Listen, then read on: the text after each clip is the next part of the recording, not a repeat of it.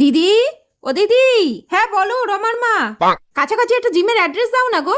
এই দেখো না পেটটা কেমন বেড়ে গেছে, এই চুড়িদারটা পরে কি বাজে লাগছে। জিমে যেতে হবে না, আমার কাছে ভালো উপায় আছে, দাঁড়াও আসছি। তোমার কাছে উপায় আছে? বলো বলো, তাড়াতাড়ি বলো। এই নাও। এটা কি উপায়? ওইখানটা ঝাড় দিয়ে দাও, দেখবে পেট কমে যাবে। পেট কমে যাবে বলছো? ঠিক আছে। উফ, কি কষ্ট হচ্ছে দিদি। এবার একটু কুয়ো দিয়ে জল তোলো। জলও তুলতে হবে? ঠিক আছে। উফ, এবার চলো ঘরটা মুছবে, চলো। উফ, ঘর মুছলে পেটও কমবে? দেখলে তো পেটটা কতটা কমে গেল। পেট কমলো, এরম প্রতিদিন আসবে, এগুলো করবে, দেখবে পেট একদম কমে গেছে। কমে যাবে বলছো? ঠিক আছে।